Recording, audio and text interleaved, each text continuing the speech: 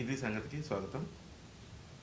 ఇది సంగతి ఎట్లయితే మనం సృజనాత్మకతతో కూడుకున్న ఛానల్ అనుకున్నామో, దీని గురించి నేను మీకు ముందుగా ఇప్పుడు చెప్పొచ్చే విషయం ఏంటంటే చాలా బర్నింగ్ టాపిక్. ఏంటి బర్నింగ్ టాపిక్ అంటే, ప్రతిసారి చంద్రబాబు నాయుడు నేను ఆంధ్రప్రదేశ్ను డెవలప్ చేస్తాను, ఆంధ్రప్రదేశ్లో ప్రతి ఒక్కరికి ఏంటి ఉదాహరణకి వైఎస్ జగన్మోహన్ రెడ్డి ప్రభుత్వం చేసిన, అంటే వైఎస్ జగన్మోహన్ రెడ్డి పర్సనల్ కాదు నేను మాట్లాడేది, వైఎస్ జగన్మోహన్ రెడ్డి అంటే ఆయన ప్రభుత్వం ద్వారా, అంటే ఆయన పదవి కాలంలో ఉన్నప్పుడు చేసిన డెవలప్మెంట్స్ను డెవలప్మెంట్గా పరిగణించట్లేదు. ఆయన ఏం డెవలప్ చేశాడు అనేది ప్రభుత్వానికి, ప్రపంచానికి తెలియకుండా ఏమంటారు, మసిపూసి మారేడుకాయ చేస్తున్నారు. ఇంకొకటి దురదృష్టం ఏంటంటే, ఇలాంటి విషయాలు బయటకు తెలియాలంటే మీడియానే చాలా ఇంపార్టెంట్.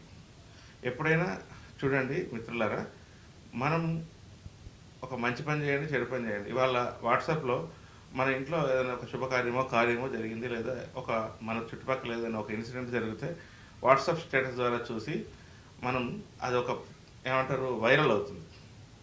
ఆ గల్లీలో కానీ, ఆ ఫ్రెండ్ సర్కిల్లో కానీ, అరే మా వాడు ఇలా చేశాడు, మన ఇంట్లో ఇది జరిగింది, కార్యక్రమం జరిగింది. అయితే ఇట్లా జగన్మోహన్ రెడ్డి ప్రభుత్వానికి దురదృష్టవశాత్తు మీడియా ఎవరైతే జగన్మోహన్ రెడ్డి ప్రభుత్వం అన్నట్టుగా ఎల్లో మీడియా, అంటే పచ్చ పార్టీలకు సపోర్ట్ చేసే మీడియా ఉండడం వల్ల వీళ్ళు చేస్తున్న, అంటే ప్రభుత్వం చేస్తున్న, అంటే జగన్మోహన్ రెడ్డి ప్రభుత్వం చేస్తున్న కార్యక్రమాలు ప్రజలకు తెలియకుండా పోయినాయి. ఎంతసేపు ప్రజలకు తెలియకుండా పోవడానికి దురదృష్టవశాత్తు మీడియానే, అది డిజిటల్ మీడియా అవ్వచ్చు, లేదా ఎలక్ట్రానిక్ మీడియా అవ్వచ్చు, లేదా ప్రింట్ మీడియా అవ్వచ్చు, ఏ మీడియా అయినా అవనివ్వండి. అయితే యాజ్ అన్ అనలిస్ట్ నేను చెప్పొచ్చేది ఏంటంటే, ఉదాహరణకి ఇందాక నేను చెప్పినట్టుగా ఒక కార్యక్రమం మన ఇంట్లోనో ఇంకా మన ఫ్రెండ్ సర్కిల్లో జరిగినట్టు మనకు వాట్సాప్ స్టేటస్ ద్వారా తెలిసినట్టే, మనకు ప్రతిరోజు అప్డేటెడ్ ఇన్ఫర్మేషన్ దొరికితే బాగుండు. అలాంటి అప్డేటెడ్ ఇన్ఫర్మేషన్ దొరికితే ఏ ప్రభుత్వం బాగుంది, ఏ నాయకుడు బాగున్నాడు, లేదా పలానా ఇప్పుడు ఎలక్షన్స్ వస్తున్నాయి, పలానా చంద్రబాబు నాయుడు మంచి లీడర్షిప్ చేస్తున్నాడా, లేదా పలానా జగన్మోహన్ రెడ్డి ప్రభుత్వం బాగా చేస్తుందా, లేదా ఇలా. అయితే ఇక్కడ ఏమైపోయింది అంటే ఏకపక్ష మీడియా అయిపోయింది. అంటే ఏమన్నట్టు, ప్రభుత్వం చేస్తున్నా, అది వాళ్ళ రూలింగ్లో ఉన్న ప్రభుత్వం 2019 జూన్ నుంచి 2024 జూన్లో వరకు ఉండే ప్రభుత్వం, అది జగన్మోహన్ రెడ్డి ప్రభుత్వం. ఆ ప్రభుత్వం చేస్తున్న కార్యక్రమాలు లేదా ఆంధ్రప్రదేశ్ను ఒక తారాస్థాయిలో నిలబెట్టడానికి కావలసిన కార్యక్రమాలు, లేదా పరిశ్రమలను తీసుకురావడం కావచ్చు, అక్కడ జరిగే మౌలిక సదుపాయాల సముపార్జన అవ్వచ్చు, అలాంటి విషయాలు ఏవైతే ఉన్నాయో దురదృష్టవశాత్తు అక్కడ ఆంధ్రప్రదేశ్లో ఉండే మీడియా అసలు ఫోకస్ చేయరు. ఏం ఫోకస్ చేస్తారు మరి వాళ్ళు ఫోకస్ చేసేది ఒకటి. ఏం ఫోకస్ చేస్తున్నారు వాళ్ళు అంటే, ప్రపంచానికి తెలిసేటట్టుగా, అంటే వార్తలు తెలిసేటట్టుగా చేస్తున్నది ఏంటి అంటే, ఒకటి చూడండి, అక్కడ వాళ్ళు చేస్తున్న నవరత్నాలు అనే కార్యక్రమాలు, నవరత్నాలు ద్వారా ప్రజలకి డబ్బు నేరుగా వాళ్ళ అకౌంట్లో చేరడం వల్ల ఏం జరుగుతుంది అంటే, ప్రభుత్వ ఖజానాకు గండి పడుతుంది. అంటే అభివృద్ధి కార్యక్రమాలకు డబ్బులు లేకుండా పోతున్నాయి. ఒకటి, 2014 నుంచి 2024 వరకు ఆంధ్రప్రదేశ్ బడ్జెట్ లోటు బడ్జెట్ అందరికీ తెలిసిందే, విభజన తర్వాత.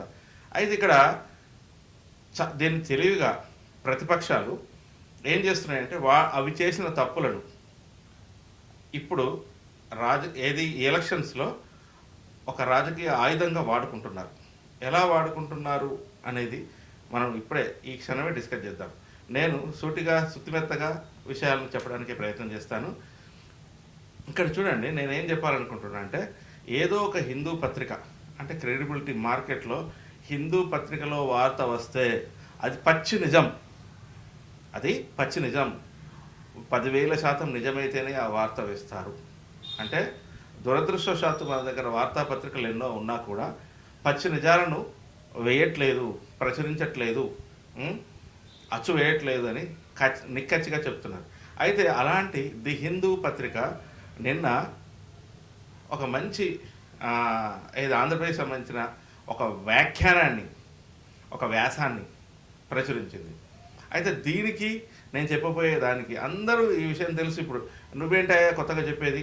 ఎస్, నేను కొత్తగా చెప్తున్నా. ఏం కొత్తగా చెప్పాలనుకుంటున్నానంటే, చంద్రబాబు నాయుడు ప్రతిసారి తన ప్రసంగాల్లో ఒకటే మాట్లాడుతున్నాడు. ఏం మాట్లాడుతున్నాడు? నేను ఆంధ్రప్రదేశ్ను డెవలప్ చేస్తాను, ఒకటి. బాగా వినండి. రెండవది, ఈ సంక్షేమం ఏదైతే నవరత్నాలు అనే కార్యక్రమం ఉందో దీన్ని కంటిన్యూ చేస్తాను. మూడవది, అక్కడ ఏదైతే 2,50,000 పైచిలకు వాలంటీర్స్ ఉన్నారో వాలంటీర్లను కంటిన్యూ చేస్తాను. ఒక్కొక్కరికి 10,000, 20,000, 30,000, 50,000 మౌలిక వసతులను వాళ్ళకంటే ఆదాయ వనరులను నేను కలగజేస్తాను అంటే వాళ్ళకి చెప్తున్నాడు. అలాగే ఆంధ్రప్రదేశ్ను తారాస్థాయిలో తీసుకువెళ్తాను.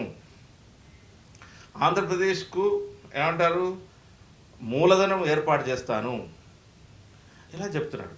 మరి ఆంధ్రప్రదేశ్ని మళ్ళీ నేను నంబర్ 1 చేస్తాను. అయితే గతం గురించి మాట్లాడట్లేదు. నాకు గతంతో పని లేదు, నాకు ఒక లీడర్తో పని లేదు. నాకేం పని?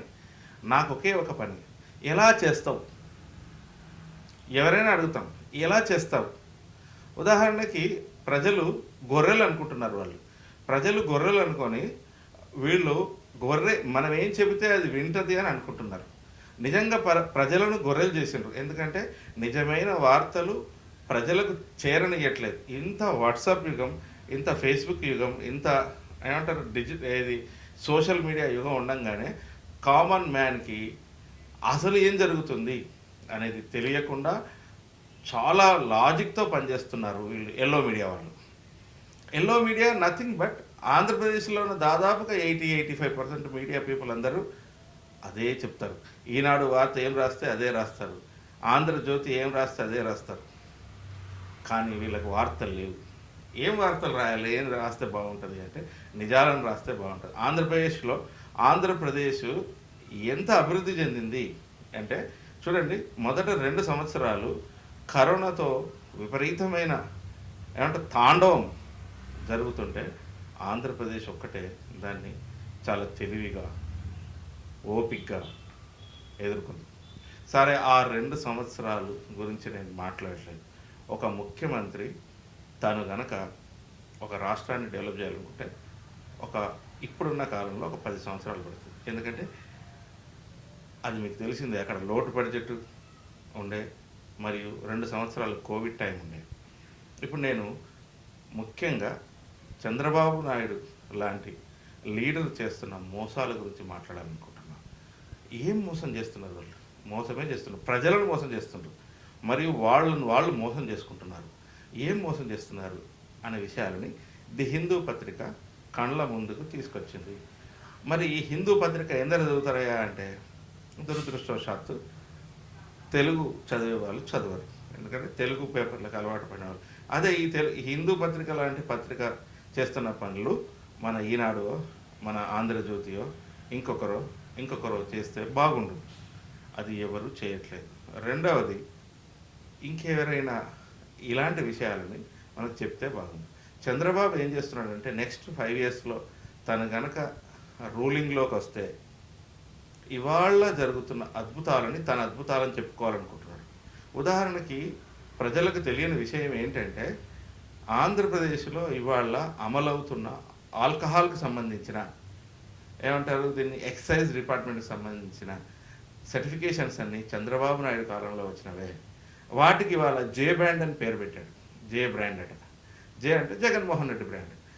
ఆ రోజు 2019లో ఎలక్షన్ నోటిఫికేషన్ వచ్చినప్పుడు కూడా సంతకాలు పెట్టి వాళ్ళ దగ్గర వాళ్ళకి ఈ యొక్క బ్రాండ్స్ని ఇచ్చి ఇవాళ ఆంధ్రప్రదేశ్లో జరుగుతున్న ఆల్కహాల్ బ్రాండ్స్ ఎక్కడ కనబడవు. అవి జే బ్రాండ్స్ కాదు, అవి సిబిఎన్ బ్రాండ్స్. దానికి ఆధారాలని కావాలంటే నేను మీకు ఆధారాలు కూడా ప్రొవైడ్ చేస్తాను. సరే, వాటిని డీవియేట్ కాకుండా మనం మాట్లాడుకుందాం. మరి ఏం మాట్లాడుకుందాం? ఉదాహరణకి హిందూ పత్రిక ఏం చెప్తుందో దాన్ని బేస్ చేసుకొని ఇవాళ CBN Chandrababu Naidu and team చేస్తున్న మోసాలను మనం గమనించుకొని ఏం చేయాలి, ఏం చేయకూడదు నిర్ణయించుకుందాం. ఏం చేయకూడదు, ఎవరు డెవలప్ చేసినో వాడికి ఓటేసేసేయాలి, ఎవరు డెవలప్ చేయలేడో వాడికి ఓటేయచ్చు, అంతే. ఒకటే పని ఇక్కడ, ఓటు కుదడం. రేపు వస్తున్న మే నెలలో 15 తారీఖున వస్తున్న ఎలక్షన్స్కి ఎవరికి ఓటు వేయాలో తెలుసుకోవాలి మనం. ఆ ఓటు వేస్తే తెలంగాణలో కానీ కర్ణాటకలో కానీ జరిగిన దురదృష్టవశాత్తు జరుగుతున్న పనులు జరగవు. అయితే ఇక్కడ నేను ముఖ్యంగా చెప్పొచ్చేది ఏంటంటే, ఉదాహరణకి హిందూ పత్రిక ఏం చెప్తుంది అంటే, ఫర్ ఎగ్జాంపుల్గా ఆంధ్రప్రదేశ్ భారతదేశం మొత్తంలో ఒక గొప్ప పని చేస్తుంది. ఏం చేస్తుంది అంటే, మౌలిక సదుపాయాలను పరిశ్రమలను స్థాపించడంలో ముందుంది అని చెప్తుంది. మౌలిక సదుపాయాలు అంటే ఇక్కడ ఎంత బాగుంది చెప్పండి. 55 నెలల్లో 311 భారీ పరిశ్రమలు, అంటే మేజర్ ఇండస్ట్రియల్ సెగ్మెంట్స్ 311 ఆంధ్రప్రదేశ్ మొత్తంలో వచ్చాయి. మరి వీటి వల్ల ఏం జరుగుతుంది అంటే, 1,30,000 ఉద్యోగాలు వచ్చినాయి, ఆల్రెడీ వచ్చినాయి, వస్తున్నాయి కాదు. అంటే ఇవి ఏం జరిగింది ఈ 2-3 సంవత్సరాల్లో అంటే ఆఫ్టర్ కోవిడ్ ఈ సంస్థలు రావడం జరిగింది, పెట్టుబడులు పెట్టడం జరిగింది, 1,30,000 ఉద్యోగాల సృష్టీకరణ జరిగింది. ఇది ఒక పత్రిక చెప్తే కదా ఒకటి. రెండవది, ఇంకా సంస్థలు మేజర్ ఇండస్ట్రీస్ అయినప్పటికీ కూడా ఇవి ఇంకా టైం తీసుకుంటాయి ఒకటి. రెండవది ఏంటంటే, ఇంకా ఎంఓయూ చేసుకున్న సంస్థలు ఉంటాయి కదా. ఎంఓయూ అంటే మెమరాండమ్ ఆఫ్ అండర్స్టాండింగ్, అంటే ప్రభుత్వానికి ఆ యొక్క సంస్థకి మధ్యలో జరిగే ఒప్పంద పత్రాలు ఒప్పందం జరిగి రేపు మొదలయ్యేటి 386 సంస్థలు. అంటే వీళ్ళు ఇండస్ట్రీస్ రాలేదు, లోకేష్ అనే ఏమంటారు పొలిటీషియన్ ఏం మాట్లాడతాడు, జగన్మోహన్ రెడ్డిని చూసి అమెరాన్ పోయింది, ఇంకొక సంస్థ పోయింది అని మాట్లాడతారు. 311 సంస్థలు వచ్చినాయి, 386 ఒప్పందాలు జరిగినాయి అని చెప్పరు.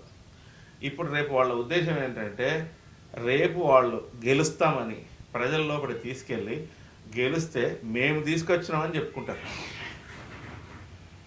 అది వాళ్ళ యొక్క కుతంత్రపు బుద్ధి. దీన్ని గమనించుకోండి. మరి దీని వాల్యూ ఎంత? 13,10,000 కోట్లు.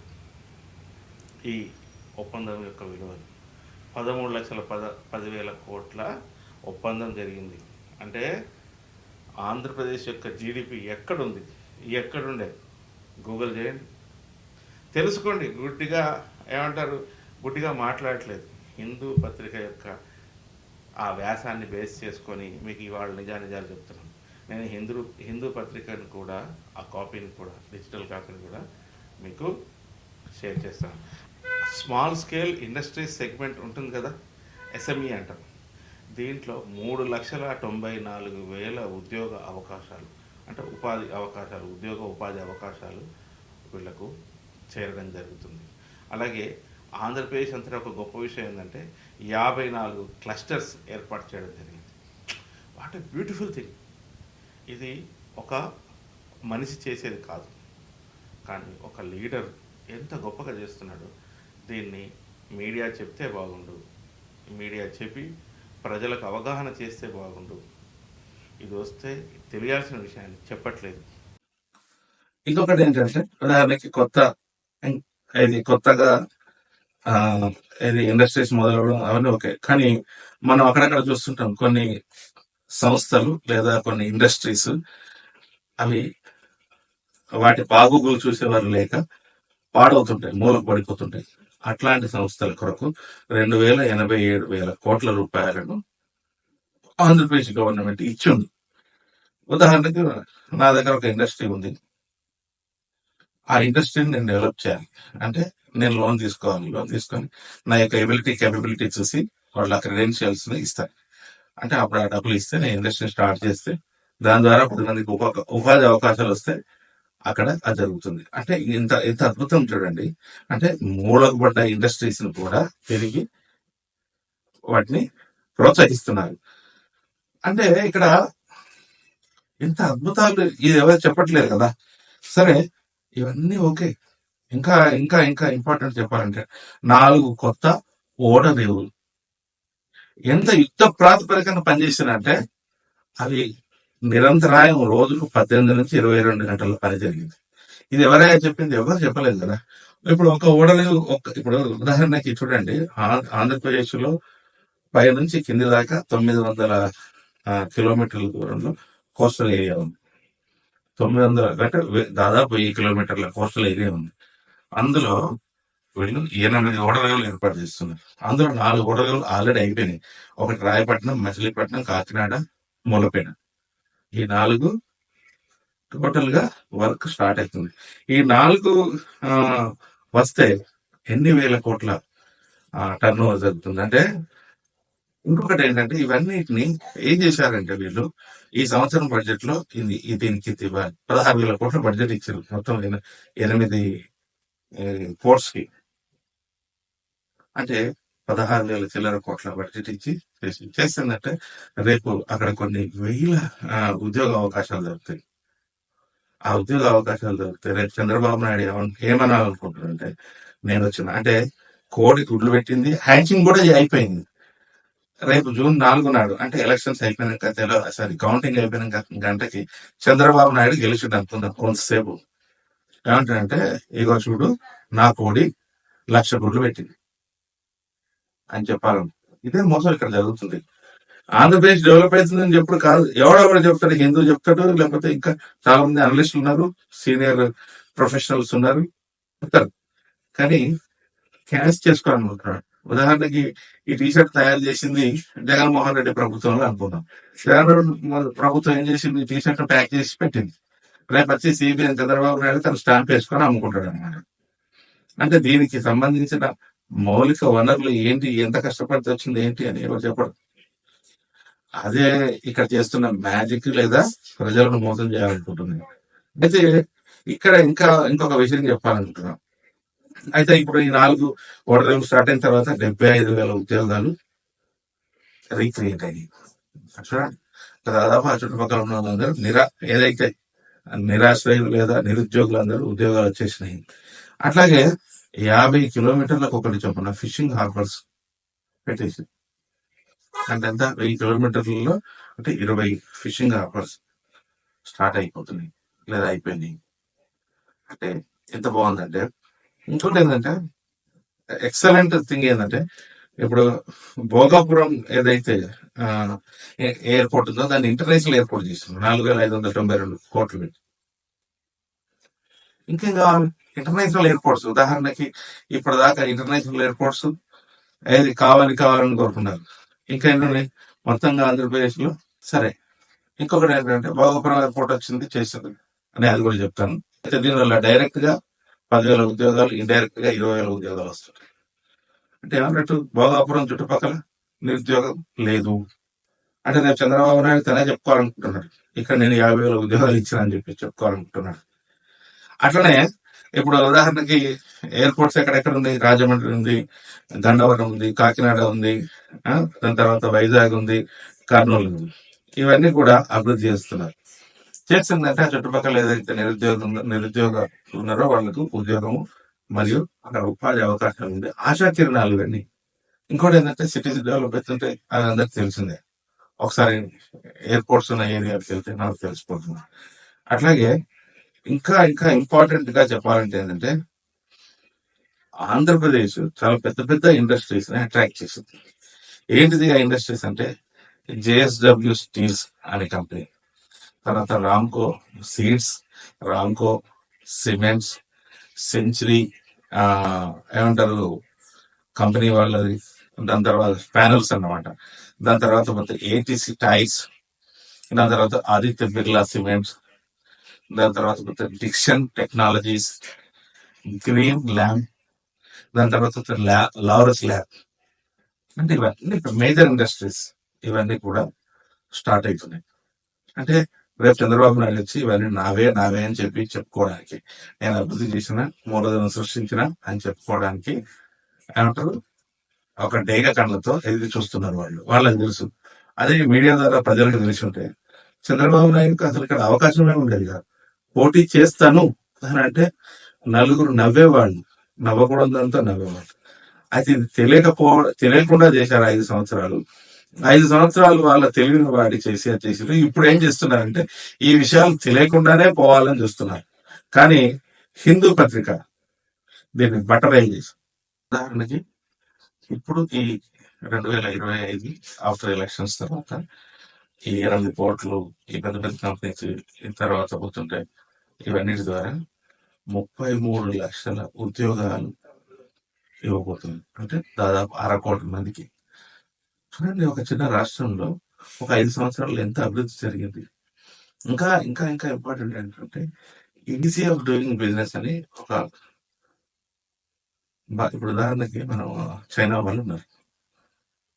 ఒక కంపెనీ వస్తుంటే ఏం చేస్తారంటే స్థలం ఇస్తారు, అక్కడ మౌలిక సదుపాయాలు ఇస్తారు, వనరులు ఇస్తారు, అన్ని ఇస్తారు. Free free free free. ఎందుకంటే ఎందుకు ఫ్రీ ఇస్తారు అంటే అక్కడ ఒక 1,00,000 ఉద్యోగాలు వస్తాయి, 50,000 ఉద్యోగాలు వస్తాయి. ఆ చుట్టుపక్కల ఉన్న వాళ్ళందరికీ అద్భుతంగా లైఫ్ స్టైల్ మెరుగుపడుతుంది అని చెప్పేసి చేస్తారు.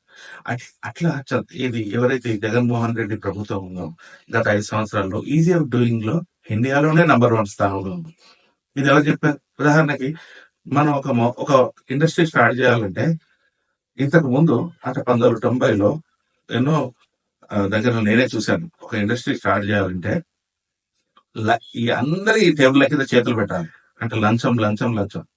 ఈజీ ఆఫ్ డూయింగ్ అంటే నాట్ ఏ జోక్. అంటే పొద్దున్న లేచి ఆన్లైన్ లో అప్లై చేసుకుంటే ఇస్తున్నారు. లంచం కొరకు ఎదురు చూస్తలేరు వాళ్ళు, డబ్బు కొరకు పనిచేస్తలేరు వాళ్ళు. వాళ్ళు ఏం చేస్తున్నారు? ఆంధ్రప్రదేశ్ ను ఒక స్థాయిలో #1 లో చూడాలనుకుంటున్నారు.